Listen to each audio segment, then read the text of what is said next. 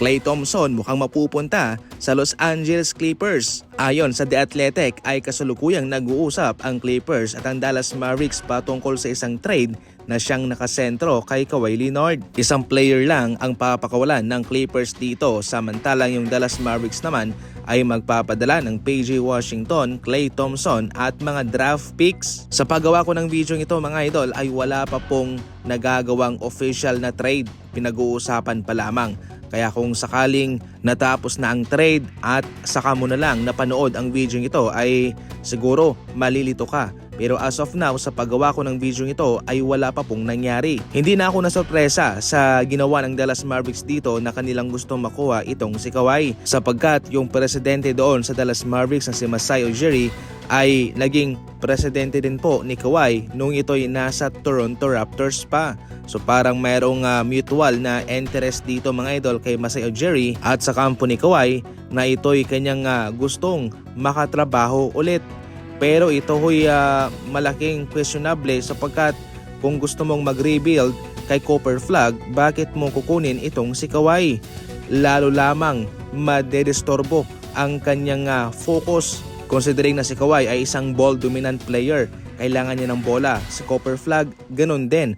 Kailangan niya ng bola. Kaya ito ba yung gustong mangyari ni Masai Ujiri? Totoo ba na sila yung magfo-focus kay Copper Flag? Bakit po nila kukunin itong si Kawhi? Maliban na lang mga idol, kung babawasan ni Masai Ujiri ang workload nitong si Kawhi para hindi na mabigatan ang kanyang katawan at maiwasan na ito'y ma-injured. At sa ganon ay makaka-focus pa rin naman sila kay Copper Flag nang hindi nadidisturbo ang kanilang pag-focus sa kanya. So basically, magkakaroon ang Dallas Mavericks ng Kyrie Irving, Kawhi Leonard at Copper Flag mga idol. Sa kabilang banda, PJ Washington makakadagdag sa Clippers sa scoring, sa looban, depensa at shooting naman kay Klay Thompson at mga future assets sa mga draft picks.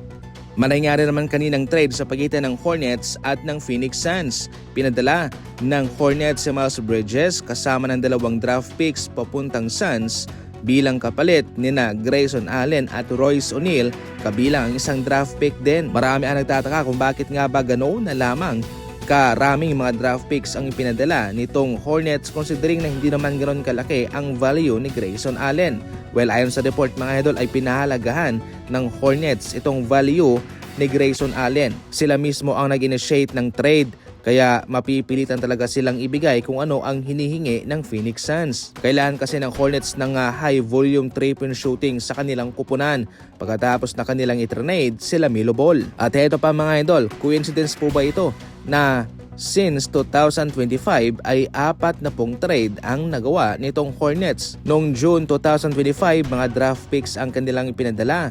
Sa July naman ay si Mark Williams ang kinuha ng Suns sa Hornets. February 2026, kinuha naman ng Charlotte Hornets si Jusuf Nurkic sa Suns at bilang kapalit, napunta naman sa Suns sina Cody Martin, Vasilij Micic at isang first round pick at isang second round pick. Ngayon, June 2026 mga idol, si Miles Bridges naman kapalit ni Grayson Allen.